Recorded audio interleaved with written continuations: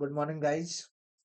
मैं मनीष कुमार एक बार फिर से एम के बायो यूट्यूब चैनल पर आपका स्वागत करता हूं और उम्मीद करता हूं कि आपकी पढ़ाई बहुत अच्छे से हो रही होगी। आज फिर से हम लोग जूलॉजी के 45 एमसीक्यूज के एक सीरीज में आज फिर से हम लोग जूलॉजी के कुछ नए प्रश्नों के साथ, जिनमें पीवाईक्यू भी शामिल है, हम हम लोग आए हुए हैं। और बिना टाइम वेस्ट किए करते हैं, पहले क्वेश्चन की ओर हम लोग मूव करते हैं। हमारा पहला क्वेश्चन है, पहला सवाल क्या है सर? हमारा पहला सवाल है, which macromolecule serve as genetic material in all living organism. जितने भी लिविंग ऑर्गेनिज्म आप देखते हैं या जितने भी लिविंग ऑर्गेनिज्म आप जान रहे हैं, 1.7 टू 1.8 मिलियन जो कि आपके एनसीईआरटी में डाटा मेंशन है, 1.7 टू 1.8 मिलियन आपके एनसीईआरटी में जो डाटा मेंशन है, उसमें 1.8 मिलियन, ठीक है, आपके एनसीईआरटी में जो डाटा मेंशन है, इस पे आप जेनेटिक मटेरियल के रूप में किसको फाइंड आउट करते हैं? तो हम लोग चैप्टर नंबर 6 यदि आप देखें जेनेटिक्स का, तो उस पे आप देखेंगे कि जनरली डीएनए की बात होती है। DNA is the primary genetic material, जिसको फुल फॉर्म क्या हम लोग बोलते हैं, डीऑक्सी राइबो न्यूक्लिक एसिड। क्या बोलते हैं? डीएनए यानी कि deoxyribonucleic acid serve as the genetic material in all living organism. हम लोग यहाँ पे आगे बढ़ेंगे।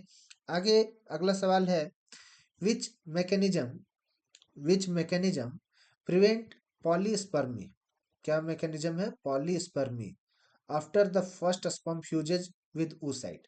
जैसे मान के चलिए, ये यदि हमारा क्या कहते हैं, फीमेल रिप्रोडक्टिव गैमेट है, जिसको आप ओवम के नाम से जानते हैं, और दिस वन इज, मान के चलिए ये एक स्पर्म हुआ, ठीक है, ये मान लीजिए एक स्पर्म हुआ।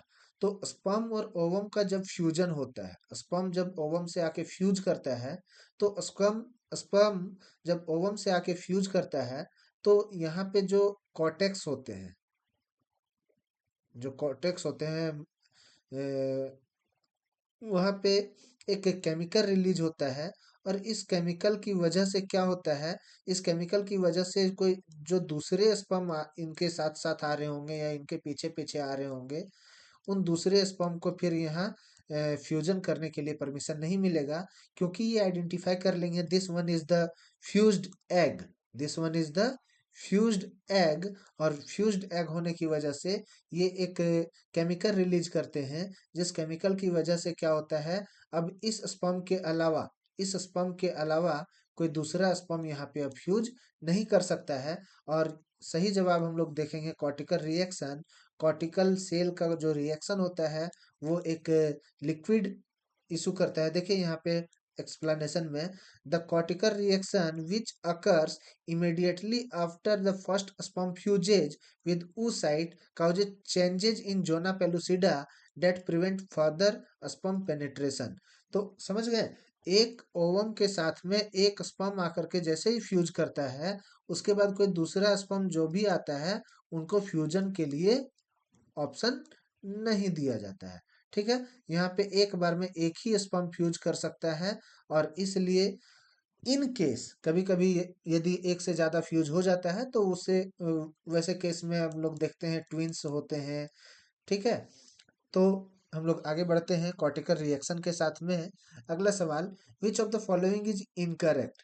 अब यहाँ क्या है? इनकरेक्ट। इसको मार्क करना जरूरी है। क्यों मार्क करना जरूरी है? क्योंकि इनकरेक्ट हमसे पूछा गया है, और हम जैसे ही क्वेश्चन पढ़ेंगे, ऑप्शन पढ़ेंगे, पहला सवाल पहला ऑप्शन हमको सही दिखेगा, हम बस उसे टिक करके चले आएंगे, और एग्जाम में ये मेरा नेगेटिव हो जाएगा। इसलिए हमें इनकरेक्ट को मार्क करना बहुत जरूरी होता है। इनकरेक्ट मार्क करने से क्या होगा कि आपको ध्यान में रहेगा कि हमसे हमसे पूछा क्या गया है, इनकरेक्ट, यानी कि हमारे पास 3 करेक्ट ऑप्शन है। Coelacanth is considered a living fossil, बिल्कुल ये सही बात है, एनसीईआरटी में मेंशन है। Adaptive radiation result in species diversity from common ancestor. ये कॉमन एंसेस्टर की जब बात होती है, तो कॉमन एंसेस्टर वाले 3 होते हैं। HAD कौन कौन? HAD बोले तो एक होमोलोगस, दूसरा एडेप्टिव रेडिएशन, और तीसरा डाइवर्जेंट इवोल्यूशन। डाइवर्जेंट इवोल्यूशन, ये सभी क्या है? कॉमन एंसेस्टर वाले हैं। तो adaptive radiation result in species diversity from common ancestor, बिल्कुल ये सही है अपने आप में, इसमें किसी तरह का कोई डाउट नहीं होना चाहिए। Genetic drift has a significant impact on small population. Genetic drift जो है, जेनेटिक ड्रिफ्ट जो है वो क्या स्मॉल पॉपुलेशन पे इम्पैक्ट डालता है? बिल्कुल स्मॉल पॉपुलेशन पे ही इम्पैक्ट डालता है, कोई बहुत लार्ज स्केल पे ये इम्पैक्ट नहीं कर पाता है। तो homologous organ arise due to convergent evolution. देखिए यहाँ पे क्या है? होमोलोगस है, किसकी वजह से है? डाइवर्जेंट की वजह से। होमोलोगस के साथ साथ कौन चलता है? डाइवर्जेंट। तो क्या ये गलत होगा? यस, ये गलत होगा। विच of the following statement about passive immunity? Passive immunity के बारे में क्या पूछा है भैया? इनकरेक्ट। मैं जो कुछ भी आपको बता रहा हूँ बोर्ड पे, मैं जो कुछ भी बताने का लिख कर बता रहा हूँ, जो कुछ भी अभी मैं एक्स्ट्रा लिख करके बता रहा हूँ, ये आपको पीडीएफ में नहीं मिलेगा। पीडीएफ यदि आपको लेना है और पीडीएफ आपको डाउनलोड करना है तो आपको मेरे टेलीग्राम चैनल पे तो मिल जाएगा, लेकिन पीडीएफ में आपको ये एडिशनल जो लिखा हुआ जो रेड पेन से अभी मैं लिख रहा हूँ, ये आपको नहीं मिलेगा। इसके लिए आपको अभी पेन और पेपर लेकर के मेरे साथ में बैठना चाहिए, ताकि जो कुछ भी लिखा जा रहा है यहाँ पे, समझाया जा रहा है, जो ट्रिक्स वगैरह बताए जा रहे हैं, उसको आप डाउनलोड कर सकते, सॉरी, उसको आप नोट कर सकते हैं अपने नोटबुक पे। क्योंकि इन केस यदि आपका एक बार वीडियो चला गया तो फिर आपको पीडीएफ में ये एडिशनल चीजें नहीं मिलेंगी। ठीक है? और खैर आपके पास ऑप्शन है, आप यूट्यूब में बार बार देख सकते हैं, बार बार चीजों को समझ सकते हैं। तो अब लिखा हुआ रहने से क्या होगा कि आपके माइंड में रहेगा, और नहीं लिखने से आपको बार बार एक ही वीडियो को देखना पड़ेगा। हम बात करते हैं पैसिव इम्यूनिटी के बारे में, इनकरेक्ट पॉइंट क्या है। तो हम लोग जनरली जैसे बात करते हैं कि इम्यूनिटी क्या होता है, यदि हम इम्यूनिटी को डिस्क्राइब करें आपके पास, तो इम्यूनिटी को हम लोग कैसे डिस्क्राइब करते हैं सर? हम लोग लिखते हैं इम्यूनिटी। ठीक है? इम्यूनिटी दो तरह का होता है, आप पढ़े होंगे, आपने इस चीज को पढ़ा होगा, क्लास 12th का कॉन्सेप्ट है। इम्यूनिटी दो टाइप का होता है। एक हम लोग कहते हैं इननेट इम्यूनिटी, INNAT, और एक होता है एक्वायर्ड इम्यूनिटी। बात समझ में आया? इननेट का मतलब क्या होता है? जो बाय बॉर्न हो, बाय बॉर्न हो आपके पास, मतलब जो जन्म के साथ हो। और एक्वायर्ड जो आफ्टर बॉर्न हो, आफ्टर बॉर्न, जिसे आपने एक्वायर किया है। ठीक है? अब इननेट के भी दो एग्जाम्पल हैं। इननेट को भी हम लोग डिस्क्राइब करेंगे, एक एक्टिव में और एक पैसिव में। इननेट के भी दो होते हैं, एक एक्टिव एक पैसिव, और एक्वायर्ड के भी दो होते हैं, एक एक्टिव एक पैसिव। ठीक है? एक्टिव पैसिव इननेट का भी होता है, एक्वायर्ड का भी होता है। एक्टिव कहने का मतलब क्या है? एक्टिव कहने का मतलब है एक ऐसा है जो आपको मतलब किसी सोर्स के माध्यम से दिया गया हो। ठीक है? एक सेकेंड में कुछ गलत बोल रहा हूँ, sorry sorry sorry sorry sorry. ये एक्टिव यहाँ नहीं होना चाहिए, एक्चुअली यहाँ नहीं होना चाहिए, यहाँ नहीं होना चाहिए। जो बायबॉर्न आ रहा है वो बायबॉर्न आपके बॉडी ऑर्गन में आ रहे हैं। बायबॉर्न आपके बॉडी ऑर्गन आ रहे हैं, जैसे आपका स्किन, आपका आई को प्रोटेक्ट करने के लिए प्यूपिल। ठीक है? ये जो आ रहे हैं, ये बायबॉर्न आ रहे हैं। बॉडी ऑर्गन हमारे हैं, स्किन है, प्यूपिल है, किडनी है, हमारे ब्लड को फिल्टर करता है। तो ये सभी जो इननेट इम्यूनिटी है, WBC है, white blood cell immune system बनाता है, तो ये बायबॉर्न है। हाँ, एक्वायर्ड में हम फिर इसको दो पार्ट में डिवाइड करेंगे, एक को एक्टिव बोलेंगे और एक को पैसिव बोलेंगे। एक्वायर्ड में एक को एक्टिव बोलेंगे और दूसरे को हम लोग क्या बोलेंगे? पैसिव बोलेंगे। ठीक है? सॉरी सॉरी, मैं इननेट को एक्टिव पैसिव में डिवाइड कर दिया था। इननेट एक्चुअली नहीं होता है, एक्वायर्ड को एक्टिव और पैसिव में डिवाइड करेंगे। हाँ, यहाँ पे क्या होगा, एक्टिव और पैसिव दोनों के दो पार्ट होंगे। एक्टिव एक होगा आर्टिफिशियल और एक होगा नेचुरल। ठीक है। उसी तरह पैसिव के भी दो पार्ट होंगे, एक आर्टिफिशियल और एक नेचुरल। तो यहाँ पे अब हम लोग बात करते हैं, यदि हमारे पास एक्टिव आर्टिफिशियल है, तो एक्टिव आर्टिफिशियल का क्या मतलब है सर? एक्टिव आर्टिफिशियल का मतलब है, आर्टिफिशियल मतलब लैब में बनाया हुआ, मतलब ह्यूमन मेड, मतलब कि आप जो इंजेक्शन ले रहे हैं किसी भी बीमारी के लिए, आपने वैक्सीनेशन करवाया, जैसे हम लोग कोरोना के टाइम में देखे थे ना वैक्सीनेशन, तो ये एक्टिव है और आर्टिफिशियल है। यदि हम एक्टिव के नेचुरल की बात करें, तो एक्टिव भी है और नेचुरल भी है। तो एक्टिव में नेचुरल कौन सा है? इन्फेक्शन। ठीक है। जैसे कोई भी चीज हमने खाना खाया और फूड पॉइजनिंग हो गया, या फिर कोई चीज खाया और हमें इन्फेक्शन हो गया किसी तरह का, बॉडी में छोटे छोटे छोटे छोटे दाना निकलने लगे, तो वो जो इन्फेक्शन हो रहा है, उसकी वजह से जो हमारे बॉडी में एंटीबॉडी बन रहा है, वो एक्टिव तो है, एक्टिव तो है, लेकिन वो नेचुरल है। इंजेक्शन लेना आर्टिफिशियल हुआ, वैक्सीनेशन कराना आर्टिफिशियल हुआ, लेकिन इन्फेक्शन क्या हुआ? नेचुरल हुआ। सेम यदि हम पैसिव में आर्टिफिशियल की यदि बात करें, तो पैसिव में आर्टिफिशियल क्या आ रहा है? पैसिव में आर्टिफिशियल आ रहा है क्या? बताइए। जो हम मेडिसिन ले रहे हैं। एक्टिव आर्टिफिशियल में वैक्सीन आ रहा है जो बीमारी होने से पहले ले रहे हैं, और पैसिव में आर्टिफिशियल क्या आ रहा है? मेडिसिन जो बीमारी होने के बाद ले रहे हैं। और पैसिव है बट नेचुरल है क्या? Mother milk. मदर मिल्क, जो ब्रेस्ट फीडिंग हम लोगों को करवाया जाता है, छोटे छोटे बच्चों को, बच्चा जन्म लेता है और ब्रेस्ट फीडिंग जो करता है, ये ब्रेस्ट फीडिंग पैसिव है बट नेचुरल है। क्यों नेचुरल क्यों है? क्योंकि माँ के बॉडी में एंटीबॉडी बना हुआ है, हमारे बॉडी में तो नहीं बना है। पैसिव आर्टिफिशियल है मेडिसिन, एक्टिव आर्टिफिशियल है इंजेक्शन और वैक्सीनेशन, एक्टिव नेचुरल क्या है? इन्फेक्शन। अब यहाँ पूछा है पैसिव इम्यूनिटी, तो पैसिव इम्यूनिटी ये हुआ है पैसिव आर्टिफिशियल और पैसिव नेचुरल। उसके बारे में इनकरेक्ट बताना है। Passive immunity provides short term protection. बिल्कुल, पैसिव जो इम्यूनिटी है वो शॉर्ट टर्म प्रोटेक्शन ही देता है, हमें लॉन्ग टर्म प्रोटेक्शन नहीं दे सकता है। Passive immunity is acquired through antibody transfer. बिल्कुल, ये जो ब्रेस्ट फीडिंग है ये क्या है? एंटीबॉडी ट्रांसफर ही तो है। मेडिसिन है क्या? मेडिसिन क्या है? एंटीबॉडी ट्रांसफर ही तो है। बाहर में कहीं एंटीबॉडी बना है, किसी दूसरे जगह से हम अपने बॉडी में एंटीबॉडी को ट्रांसफर कर रहे हैं। Passive immunity involves memory cell formation. नहीं, मेमोरी सेल का जो फॉर्मेशन हो रहा है, जिसे याद रह रहा है, ये वैक्सीनेशन का है। ये वैक्सीनेशन का है। वैक्सीनेशन हो रहा है तो मेमोरी मेमोरी सेल फॉर्मेशन हो रहा है, और मेमोरी सेल फॉर्मेशन हो रहा है तो वो एक्टिव इम्यूनिटी दे रहा है। चौथा ऑप्शन देखते हैं, passive immunity can be provided by maternal antibodies. अभी तो मैंने बताया ब्रेस्ट फीडिंग। ठीक है, तो ऑप्शन नंबर 3 के साथ हम लोग आगे बढ़ेंगे। और अगला सवाल है, विच of the following statement about gel electrophoresis? क्या है? जेल इलेक्ट्रोफोरेसिस में पूछा क्या है? इनकरेक्ट पूछा है। जेल इलेक्ट्रोफोरेसिस क्या करता है? सेपरेट करता है DNA fragment based on their size. सही बात है, आपने एनसीईआरटी में पढ़ा होगा बायोटेक्नोलॉजी में। Smaller DNA fragment migrate faster than larger fragment. बिल्कुल, जो छोटे साइज के होंगे और जो बड़े साइज के होंगे, ये फास्टर होंगे और ये बड़े साइज वाले स्लोअर होंगे। बिल्कुल। Gel electrophoresis require electric field.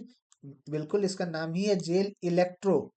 Electrophoresis का मतलब ही ये इलेक्ट्रिक फील्ड का रिक्वायरमेंट है। Gel electrophoresis does not require gel matrix.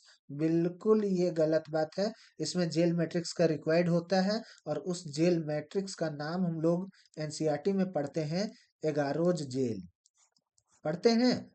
ठीक है। और साइज के आधार पे यदि इसको हम लोग डिवाइड करते हैं, उस प्रोसेस को आप कहते हैं इल्यूशन।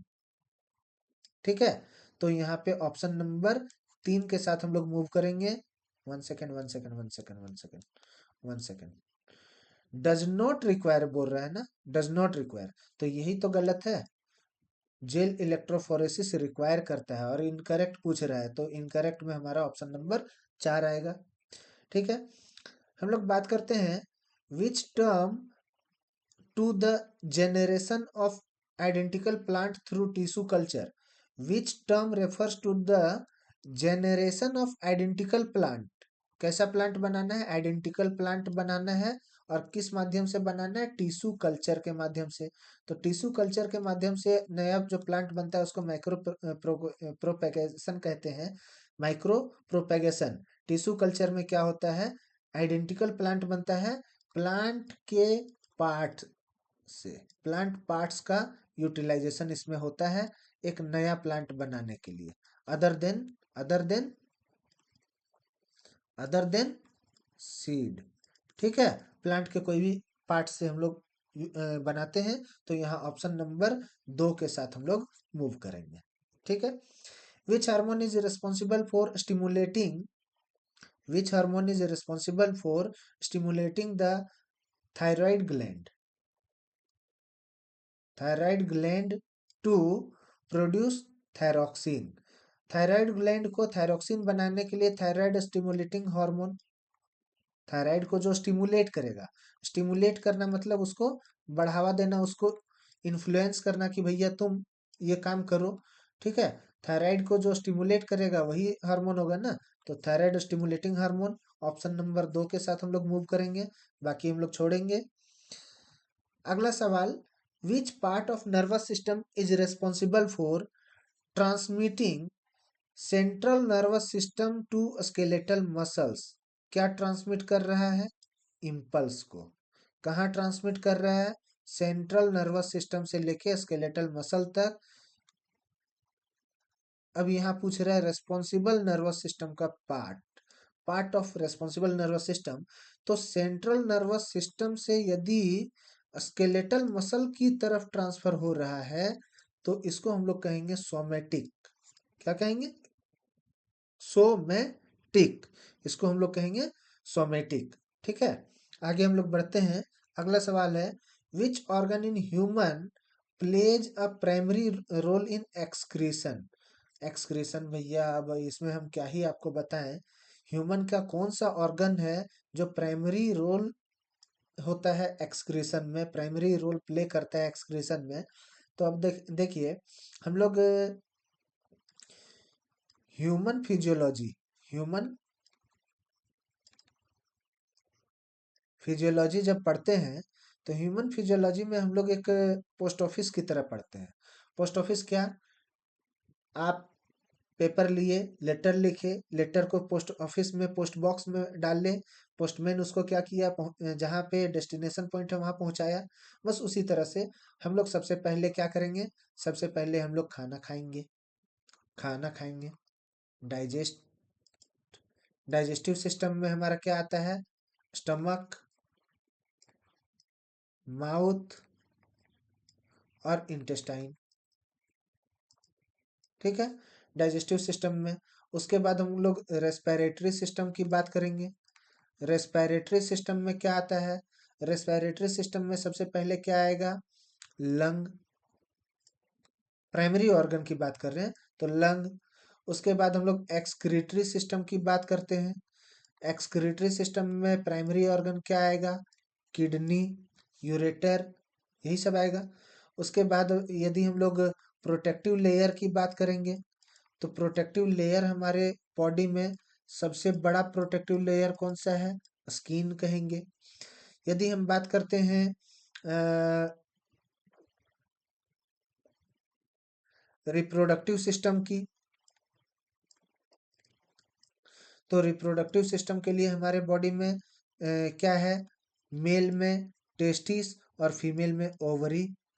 ठीक है, ये प्राइमरी ऑर्गन में जैसे हम लोग इसको काउंट करते हैं। रिप्रोडक्टिव सिस्टम में टेस्टिस, ओवरी, प्रोटेक्टिव लेयर में स्किन, एक्सक्रीटरी में किडनी, रेस्पिरेटरी में लंग, डाइजेस्टिव सिस्टम में हम लोग इंटेस्टाइन की बात करेंगे सबसे ज्यादा। प्राइमरी ऑर्गन यही है, माउथ स्टमक तो है ही, इंटेस्टाइन है। तो यहाँ पे हम किडनी के साथ में चलेंगे। लीवर नहीं होगा, वो डाइजेस्टिव सिस्टम का पार्ट है। लंग नहीं होगा, रेस्पिरेटरी सिस्टम का पार्ट है। स्किन नहीं होगा, स्किन हमारे बॉडी का एक सबसे लार्जेस्ट ऑर्गन है। Kidney are the primary excretory organ that remove nitrogenous wastage and help in osmoregulation. ठीक है, आगे हम लोग देखते हैं, which class of enzyme catalyse the joining of two molecule. दो मॉलिक्यूल को ज्वाइन यदि करना हो तो कौन सा एंजाइम यूज करेंगे?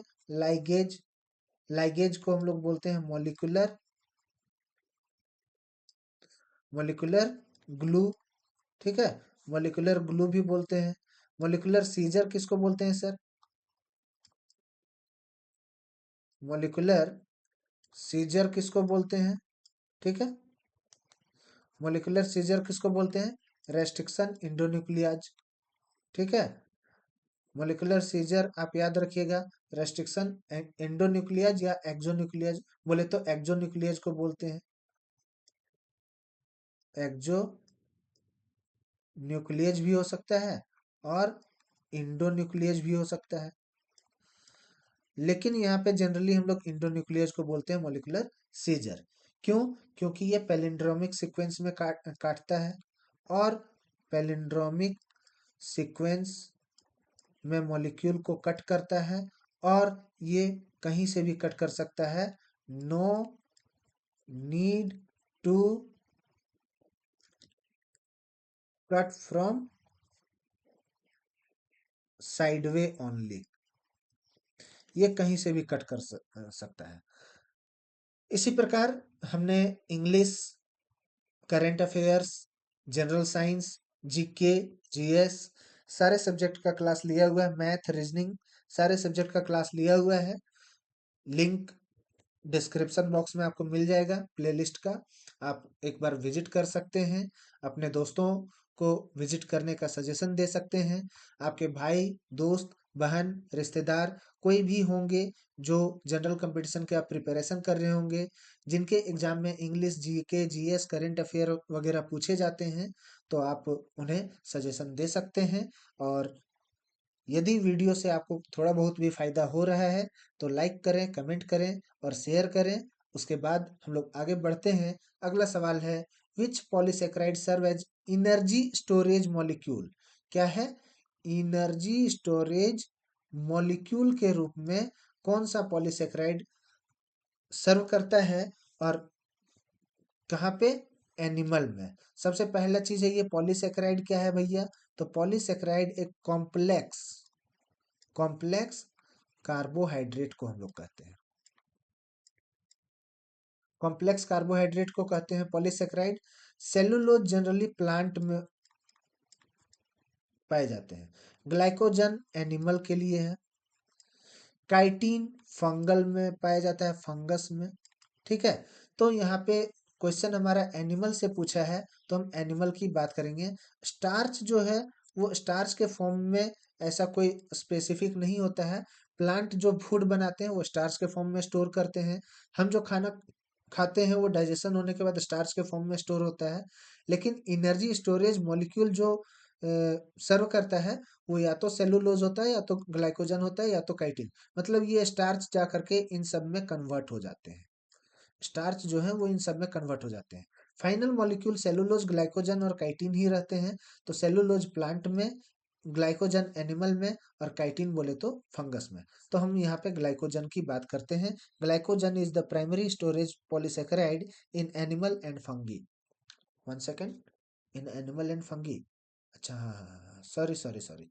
फंगी में काइटिन क्या करता है? फंगल सेल वाल बनाता है। फंगल सेल वाल का फॉर्मेशन करता है। वैसे स्टोरेज वो ग्लाइकोजन में ही करता है, एनिमल एंड फंगी। ठीक ठीक ठीक, sorry sorry sorry sorry. Which fetal membrane encloses the developing embryo and is filled with amniotic fluid? amniotic fluid से कौन सा ऐसा फीटल मेम्ब्रेन है जो इनक्लोज होता है डेवलपिंग एम्ब्रायो से और filled with amniotic fluid? Actually मैंने आपको बताया था पिछले वीडियो में, मैंने आपको बताया था कि ये जो है फैलोपियन ट्यूब है। ठीक है,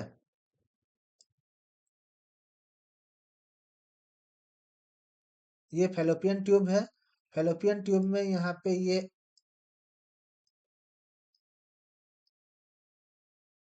ठीक है, ये एक्चुअली क्या है? This is ovary. Last video में मैंने बताया था, पिछले वीडियो यदि आपने देखा होगा, this is ovary, this is fallopian tube या ओविडक्ट, ठीक है। दिस इज यूट्रस या मदर वोम, यूट्रस या मदर वोम, और दिस इज वेजाइना। यहाँ पे छोटा सा पाया जाता है ओव्यूल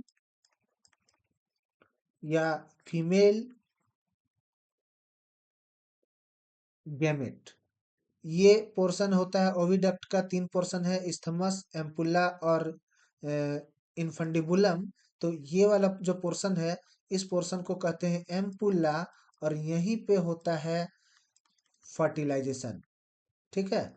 तो इसे हम लोग बोलते हैं फर्टिलाइजेशन साइट। क्लियर है। अब हम लोग बात करते हैं कि फर्टिलाइजेशन साइट, यहाँ फर्टिलाइज होने के बाद ये धीरे धीरे धीरे धीरे धीरे धीरे ये ट्रांसफर होता है मदर वॉर्म में, और मदर वॉर्म में जब ये आ जाता है तो इस स्ट्रक्चर को हम लोग कहते हैं एमनियन। इस स्ट्रक्चर को हम लोग कहते हैं एमनियन। एमनियन एक ऐसा स्ट्रक्चर है जिसके अंदर में ओवम और स्पर्म फ्यूज होकर के क्या बनाया, जायगोट बनाया, और यही जायगोट एमनियन में रहता है, और यहाँ एक फ्लूइड पाया जाता है, उस फ्लूइड को हम लोग बोलते हैं एमनियोटिक। एमनियोटिक फ्लूइड, क्या बोलते हैं, एमनियोटिक फ्लूइड बोलते हैं, ठीक है। ये एमनियोटिक फ्लूइड ही होता है जिसको डॉक्टर पहले एमनियोटिक फ्लूइड को निकालते थे इम्ब्रायो से, और इस इम्ब्रायो से एमनियोटिक फ्लूइड को निकालने के बाद वो चेक करते थे कि इसमें कोई जेनेटिक डिसऑर्डर है क्या।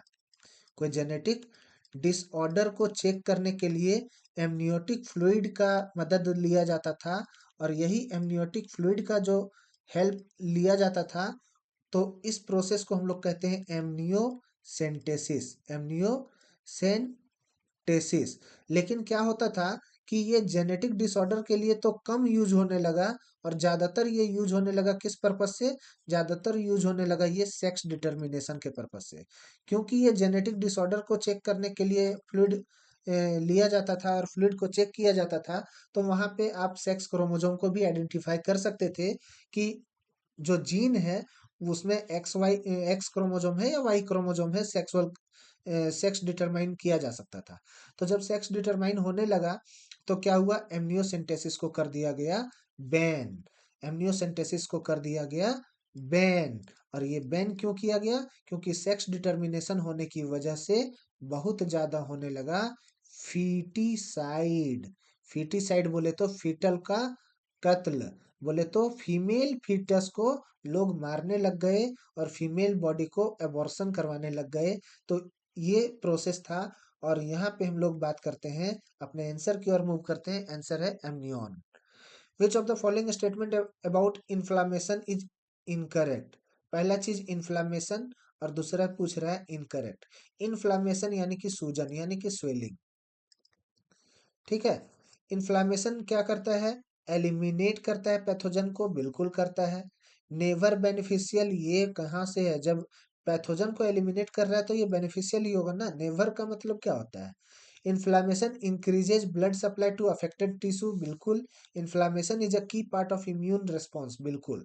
तो यहाँ पे हम लोग ऑप्शन नंबर 2 के साथ मूव करेंगे, which is incorrect.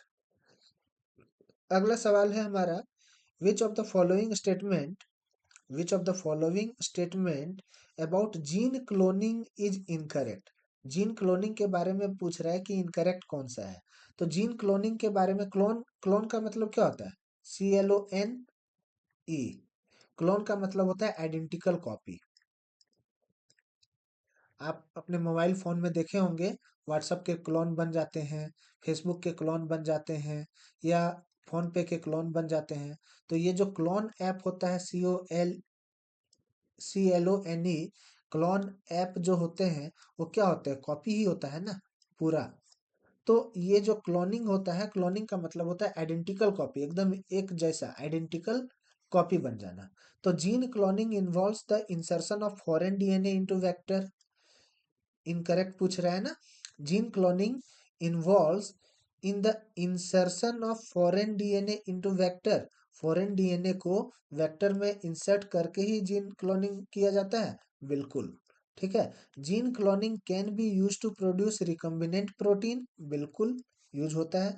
Gene cloning can not be use for medical research, देखिए, क्या मेडिकल रिसर्च के लिए यूज नहीं होता है? होता है। तो ये ऑप्शन गलत है। Gene cloning require the use of restriction enzyme and ligase, बिल्कुल। रेस्ट्रिक्शन एंजाइम जो होता है उसको अभी कुछ देर पहले हमने आपको बताया मॉलिक्यूलर सीजर होता है, और लाइगेज मॉलिक्यूलर ग्लू। तो ये जोड़ने का काम करता है, और ये क्या करता है? मॉलिक्यूलर सीजर कट करने का काम करता है, रिमूव करने का काम करता है, या सेपरेट करने का काम करता है। ठीक है। तो हम लोग ऑप्शन नंबर 3 के साथ मूव करेंगे। Which hybrid plant is formed by fusion of protoplast of tomato and potato.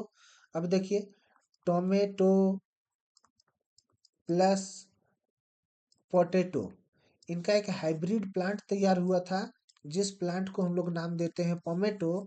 लेकिन ये इंडिया में अभी रेस्ट्रिक्टेड है। इंडिया में अभी इस चीज का यूज नहीं हो रहा है। क्या रेस्ट्रिक्टेड है? यूज रेस्ट्रिक्टेड है। तो पोमेटो होगा सही जवाब। यदि आपको हमारा पढ़ाया हुआ वीडियो का पीडीएफ चाहिए, तो आप दिए गए जो क्यूआर कोड है, इस क्यूआर कोड को स्कैन करेंगे। स्कैन करने के बाद आप हमारे टेलीग्राम चैनल में पहुंच जाएंगे, और ये टेलीग्राम चैनल में आपको पीडीएफ मिल जाएगा। यहाँ ये जो वेबसाइट है अंक प्लस की, अंक प्लस का वेबसाइट आप ओपन करना चाहते हैं, अंक प्लस का वेबसाइट देखना चाहते हैं तो देख सकते हैं। वेबसाइट के माध्यम से आपको ऐप मिल जाएगा, ऐप का लिंक मिल जाएगा। आप आईफोन यूजर हैं या एंड्रॉयड यूजर हैं, आपको दोनों के ऐप के लिंक मिल जाएंगे। आप प्ले स्टोर से भी हमारा ऐप डाउनलोड कर सकते हैं, ऐप स्टोर से भी हमारा ऐप डाउनलोड कर सकते हैं। वेबसाइट ओपन करके वेबसाइट भी देख सकते हैं। वेबसाइट में बहुत सारे कोर्स हैं, मिनिमम प्राइस में दिए गए हैं। यदि आप परचेज करना चाहते हैं तो परचेज भी कर सकते हैं। ठीक है, हम लोग आगे बढ़ते हैं। which term is used to describe which term is used to describe autonomous replication of a plasmid inside the bacterial cell। एक बैक्टीरियल सेल में ऑटोनोमस रेप्लिकेशन ऑफ प्लाज्मिड कैसे हो रहा है? तो यहाँ पे देखिए, टर्म खुद क्वेश्चन में लिखा हुआ है, ऑटोनोमस रेप्लिकेशन। ठीक है, टर्म खुद कहाँ लिखा हुआ है? प्लाज्मिड। प्लाज्मिड क्या है? नीट का फेवरेट सवाल। Extra cellu extra cellular circular DNA. एक सेकंड, ये सेलुलर नहीं है, chromosomal. Extra chromosomal circular DNA plasmid, ये नीट में कम से कम पिछले 15 से 20 साल में ये लगभग 10 बार रिपीट हुआ है।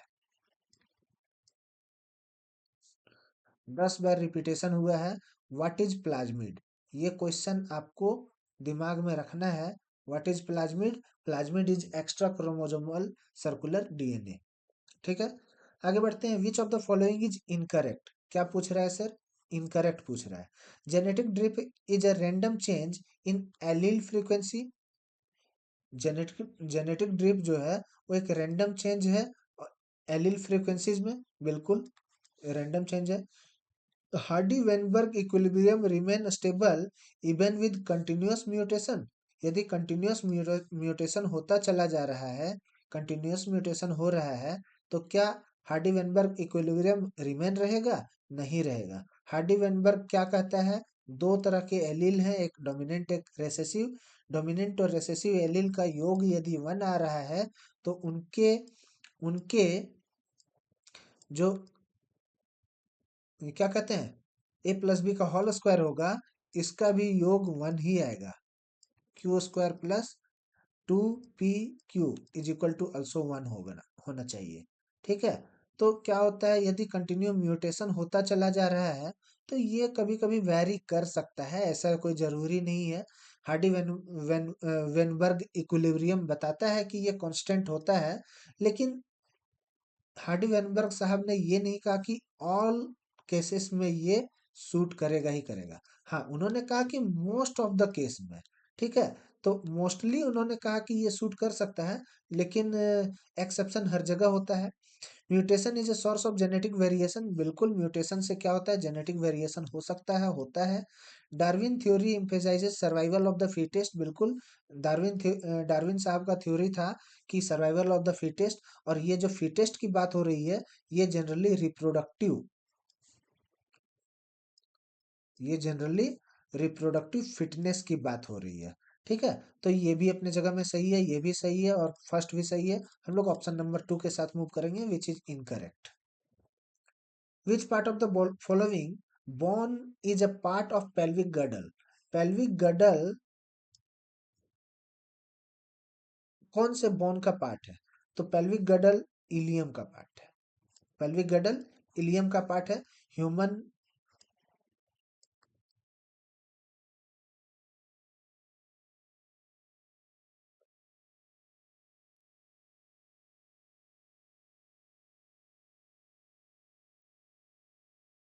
ठीक है, ये मैंने ह्यूमन बनाया। ह्यूमन में pelvic girdle जो है वो इस वाले पोर्शन में रहता है, और इस वाले पोर्शन में इलियम है, जो कि ilium is a part of pelvic girdle which humerus, scapula, clavicle are part of appendix। One second, ठीक है। तो pelvic girdle जो है वो pelvic girdle का जो बोन है, उस बोन को हम लोग इलियम के नाम से भी जानते हैं। अगला सवाल है, during which process do frog burrow? Frogs जो हैं वो बरो करते हैं समर सीजन में, to avoid extreme heat. Summer season में इसको आप नाम देते हैं सर समर स्लीप। यदि समर सीजन में फ्रॉग्स छिप जाते हैं, इसको समर स्लीप नाम देते हैं, और समर समर स्लीप को आप कहते हैं एस्टिवेशन। ठीक है, यही चीज यदि विंटर के सीजन में हो, फ्रॉग जनरली आपको SLEEP, SLEEP विंटर स्लीप है, तो इसको हम लोग हाइबरनेशन बोलते हैं। ठीक है, ये समर स्लीप और विंटर स्लीप, एस्टिवेशन और हाइबरनेशन जो है, ये जनरली ये जनरली हम लोग फ्रॉग से रिलेट करते हैं। क्यों? क्योंकि फ्रॉग आप देखिए एक ऐसा एम्फिबियन है जो आपको रेनी सीजन में बहुत ज्यादा देखने को मिलेगा, लेकिन ना समर में देखने को मिलेगा, ना विंटर में देखने को मिलेगा। इन दोनों टाइम में ये क्या होता है, समर में एस्टिवेशन फेज में चला जाता है, और विंटर स्लीप, हाइबरनेशन विंटर के टाइम में। अगला सवाल, which of the following animal belong to phylum Arthropoda? अब ये क्या, इसमें क्या ही हम बताएं, ये एक्चुअली क्या है कि एनसीईआरटी का एग्जाम्पल दिया हुआ है। एनसीईआरटी के एग्जाम्पल से आप देख सकते हैं। एनसीईआरटी में चैप्टर है एनिमल किंगडम,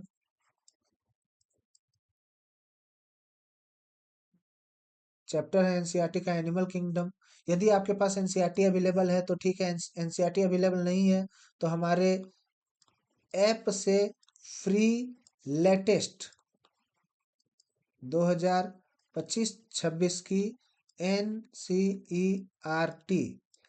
बोथ हिंदी और इंग्लिश, कोई भी मीडियम में आप डाउनलोड कर सकते हैं, फ्री ऑफ कॉस्ट, फ्री। ठीक है, तो यहाँ पे हम लोग बात करते हैं आर्थ्रोपोडा का। आर्थ्रोपोडा क्या है? आर्थ्रोपोडा का एग्जांपल है लिमुलस, जिसको हम लोग किंग क्रैब भी बोलते हैं। ठीक है, विच of the following statement about frog locomotion? अब फ्रॉग के लोकोमोशन की यदि बात की जाए और उसमें इनकरेक्ट की बात की जाए, तो क्या है फ्रॉग के लोकोमोशन में इनकरेक्ट क्या है भैया? तो फ्रॉग के लोकोमोशन में स्ट्रॉन्ग हिंड लिम्ब होता है, adapted for jumping and swimming, बिल्कुल। Frog have webbed feet that help in swimming, बिल्कुल। Fore limb are longer than hind limb, गलत, गलत। Frog use their forelimb for landing and balance after jumping, बिल्कुल।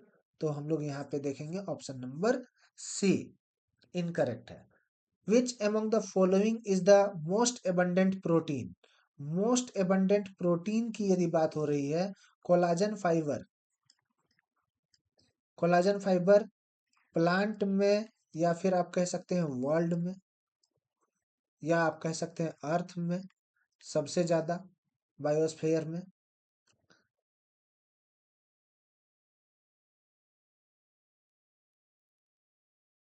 थोड़ा सा confusion है। Plant में, plant में ओनली। हेमोग्लोबिन तो हमारा ब्लड में पाया जाता है, ठीक है। रुबिस्को है वर्ल्ड में या अर्थ में या बायोस्फीयर में सबसे ज्यादा जो प्रोटीन अवेलेबल है वो है रुबिस्को, ठीक है। राइबोलोज bisphosphate carboxylase oxygenase is the most abundant protein in biosphere. हम लोग यहाँ बात कर रहे हैं कोलाजन फाइबर। इसको रहने दीजिए, रुबिस्को याद रखिए, ठीक है।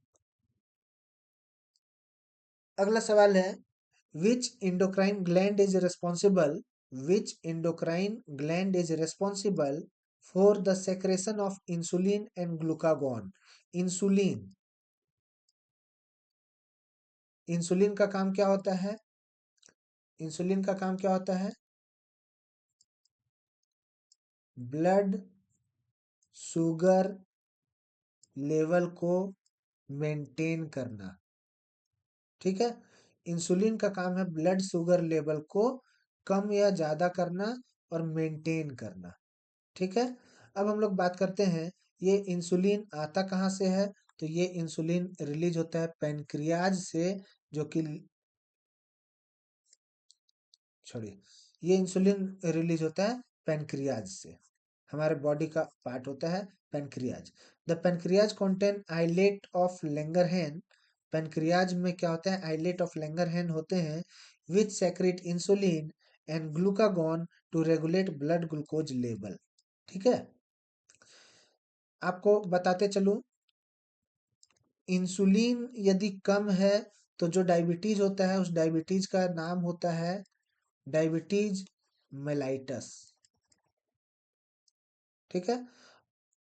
इंसुलिन की कमी से होने वाला जो डायबिटीज है उस डायबिटीज का नाम है डायबिटीज मेलाइटस। अब आप हमें कमेंट करके बताएंगे कि डायबिटीज इंसिपिडस, इंसिपिडस किसकी वजह से होता है? मतलब एडीएच की कमी की वजह से होता है। एडीएच के और एक नाम आप बताएंगे, फुल फॉर्म आप कमेंट करेंगे एडीएच का।